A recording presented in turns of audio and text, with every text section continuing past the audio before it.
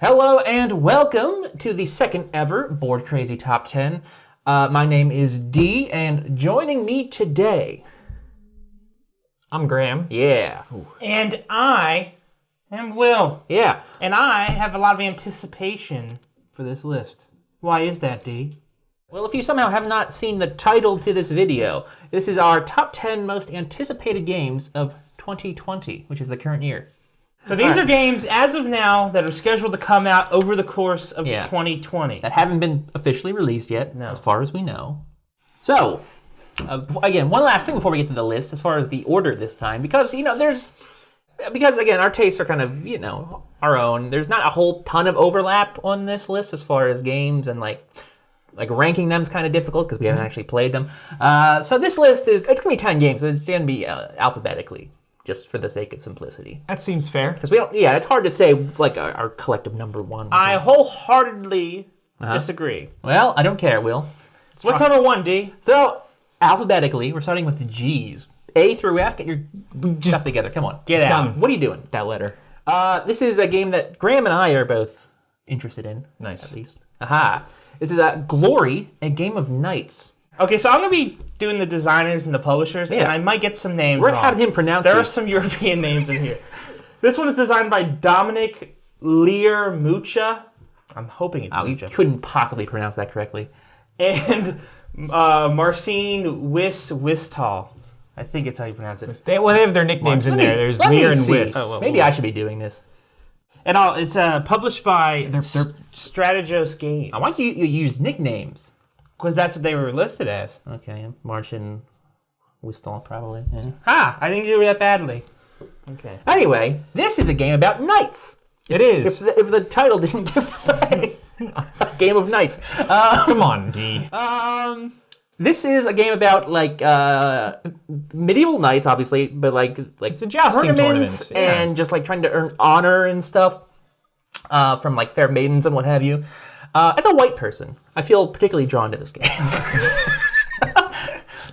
That's fair. Yeah. No, I this is right up my alley thematically. I think knights are cool. Tournaments are cool. Jousting's cool. So it's like kind of like a Knight's Tale, the board game, sort of. What I like about this game is that it's set up in the tournament style where you actually have a bracket and you're facing, but you start off where you're facing NPCs. Yeah. But along the way, you can also face the player characters as well, which is really cool. And then eventually it goes. Yeah. I don't think it's strictly about the tournament. I mean, it's a big part of it, but I know, but losing doesn't like knock you out of the game or anything like that. It doesn't. It's like a worker placement game, actually, for the most part, I think.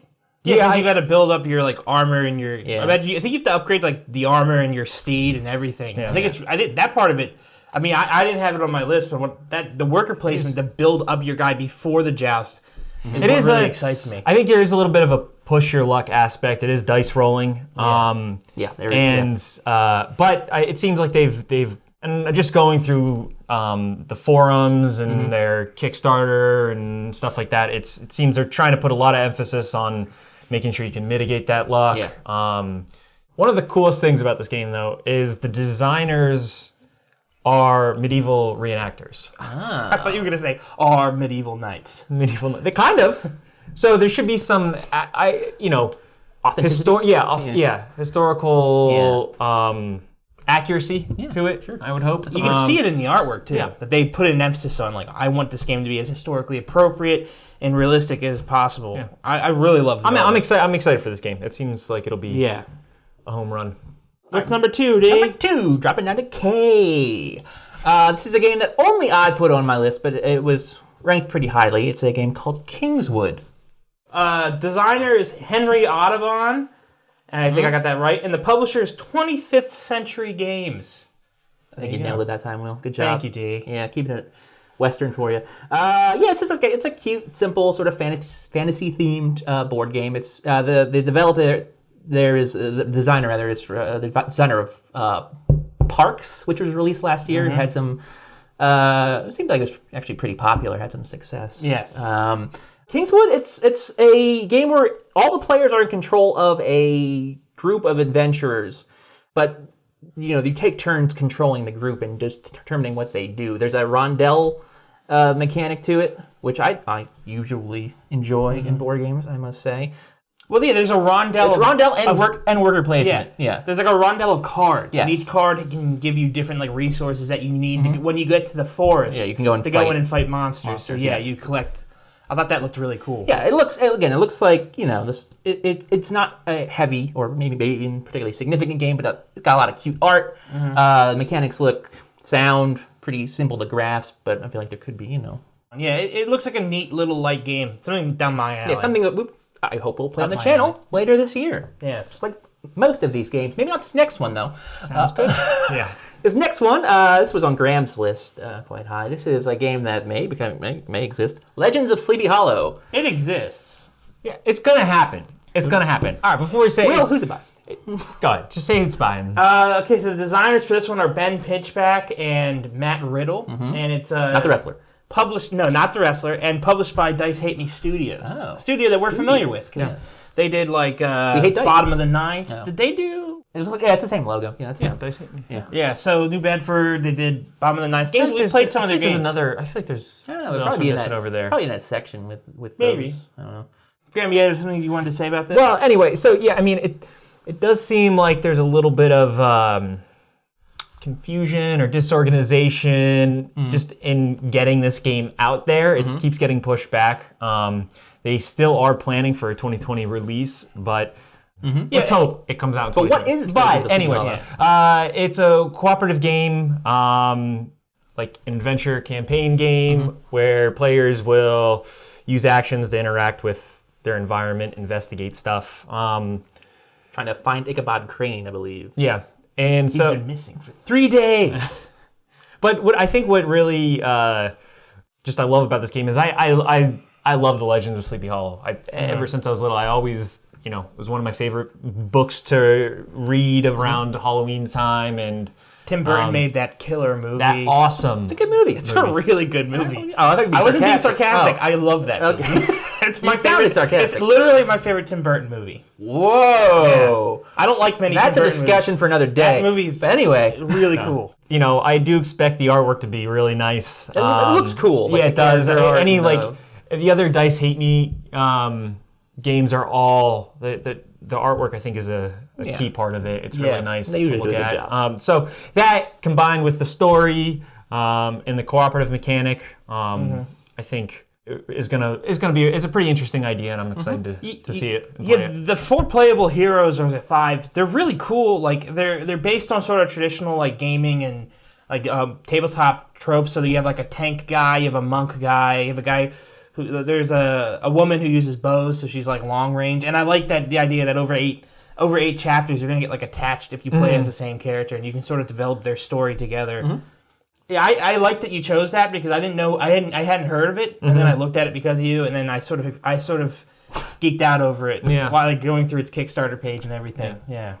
Who wrote that? I was gonna say George Washington Carver, but that's not right. He's the peanut guy. Created peanut butter. Yeah. You can create peanut butter. Peanuts. Kill Created peanuts.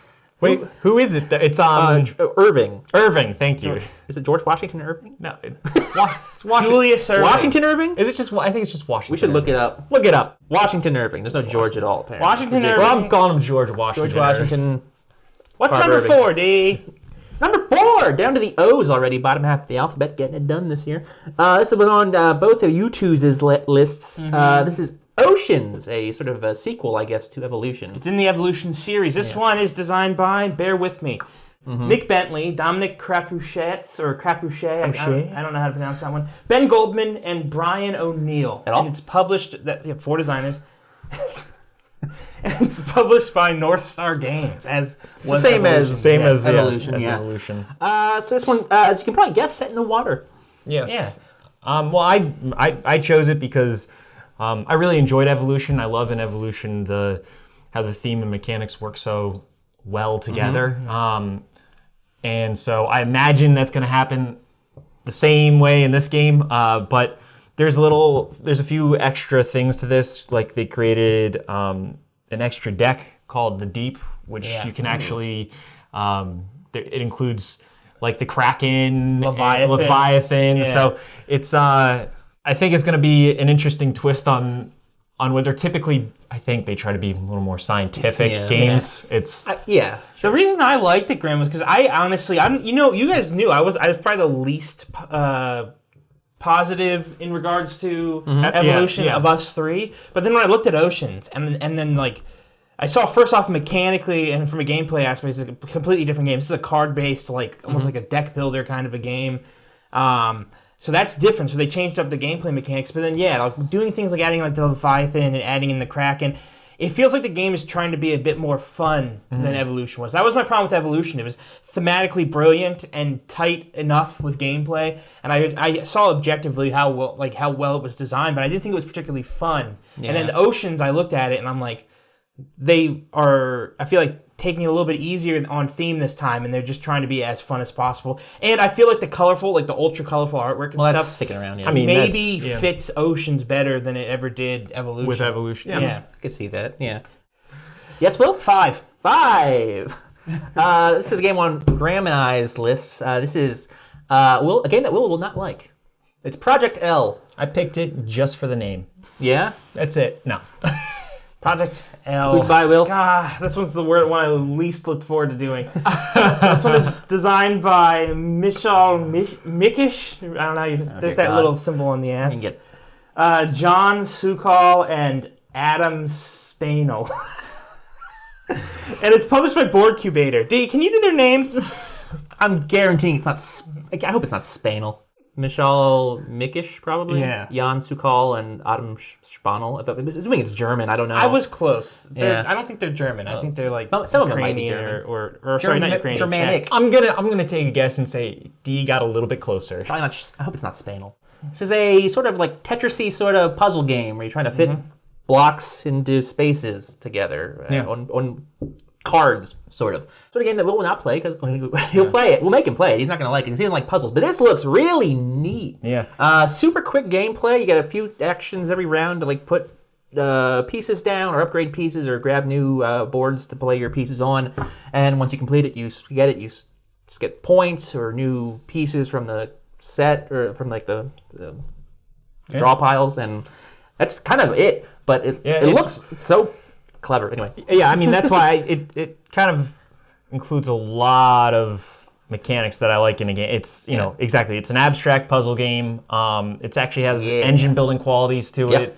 And exactly the cool pieces and the cool mechanics that work together. It just seems like it's going to be a really fun game to play. Yeah, it's like, and we and it's right up our alley. I mean, absolutely this is the kind our of stuff alley. The production looks really nice. Like it's been a few weeks now, but our site review, we complimented the recessed boards. This game also has like a recessed board that you can slide in neatly, so everything stays in place, nothing's sliding around. It looks like I can't wait to look at it. I like how they decided to do like black colored recessed cards with the like really bright and vibrant like acrylic pieces. I think it's gonna look really brilliant. Yeah, it's definitely got a style. And these are like, it's 3D pieces obviously, so like it's gonna stick out. It's gonna look really neat when it's done. Yes, indeed.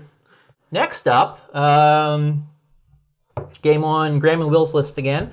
This is Ride the Rails. Ride the Rails, indeed. Which I believe is this like a remake or something? It's a re-implementation. I'll get to that in a second. Oh.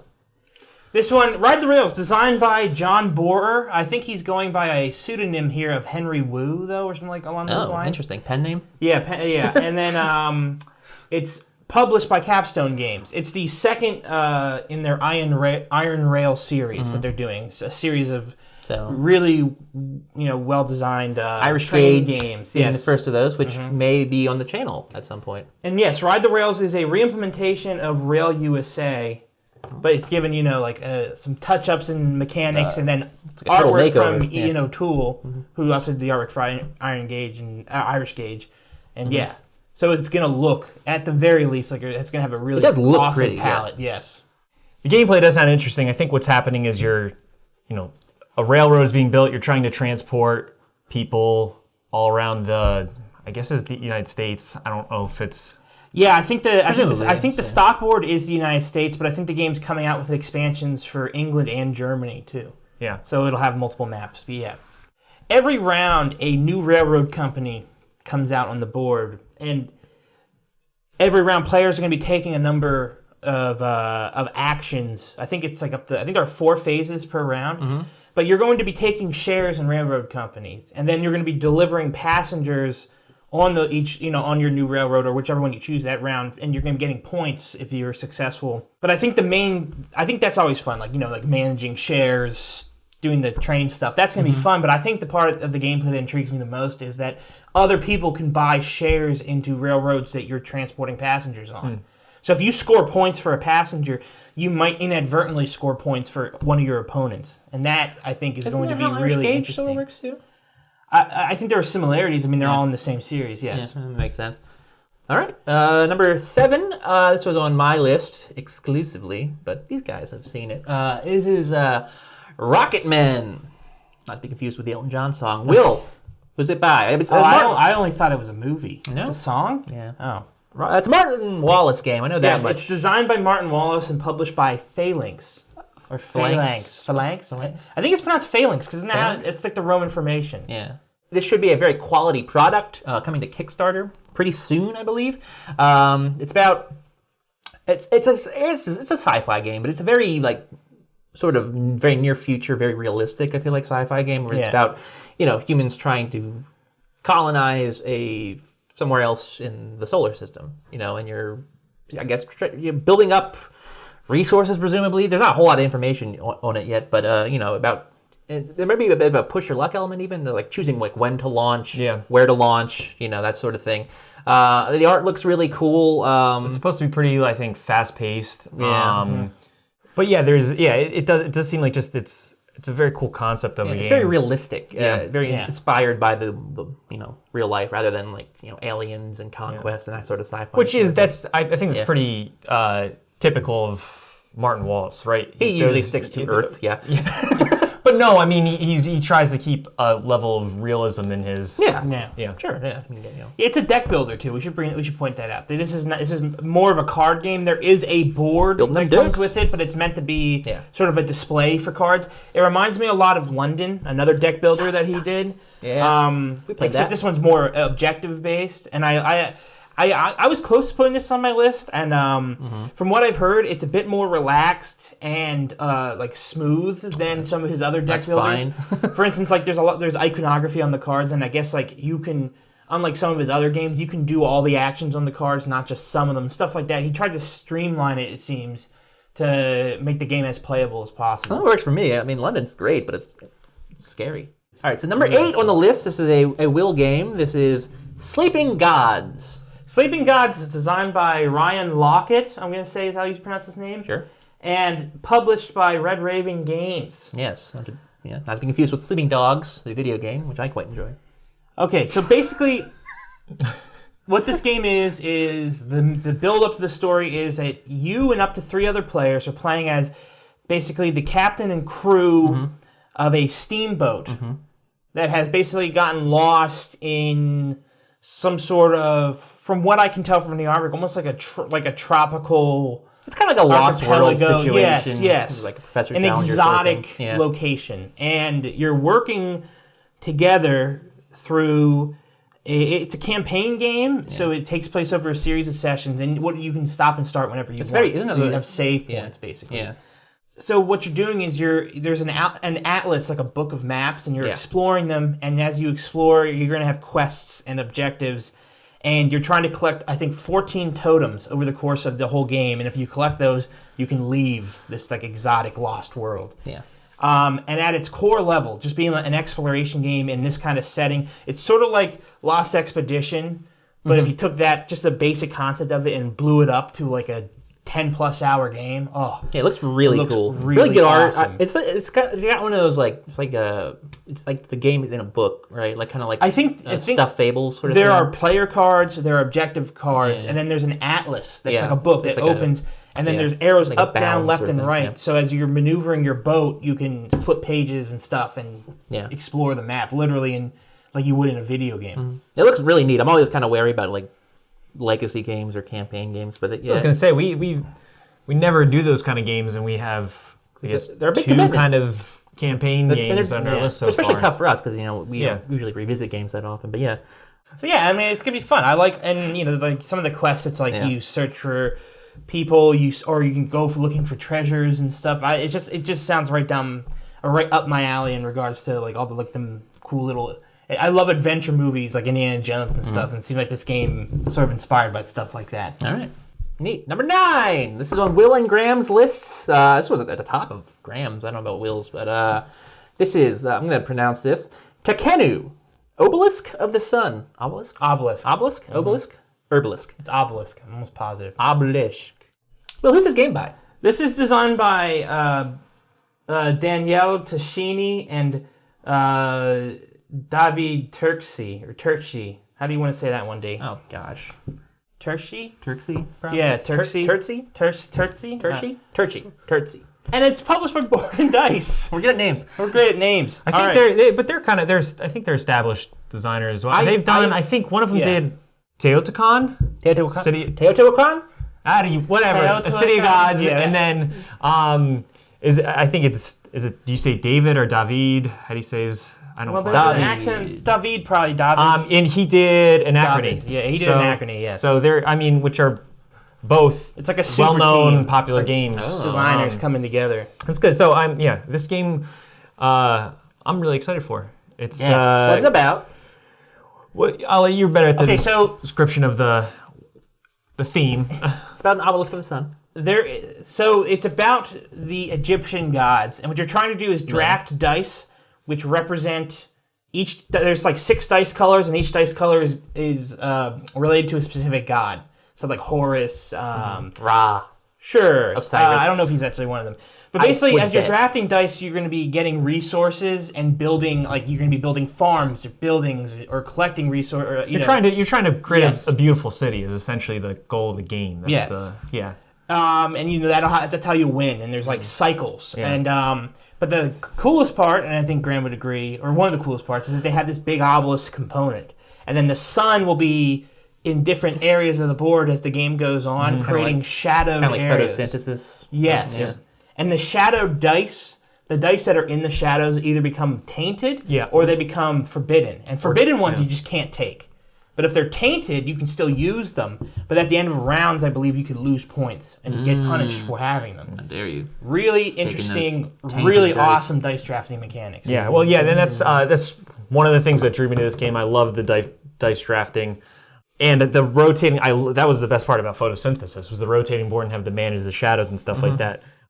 But we'll see. It seems cool. It seems like a really interesting game. Yeah, and it seems to be all in on its theme. Yeah. And I think Ancient Egypt is a theme that a lot of people will be attracted to it'll attract a diverse audience. And then with these designers, it seems like one that has earned its hype. And I think the game has gone up on the hotness on BGG. It's been pretty high on there. Yeah. Top 2. Last few days. So it's definitely one to keep an eye on. All right, we got one game left. Yeah. Who could have seen this coming? So it was on Will's list only. His number 1 game, Undaunted, North Africa.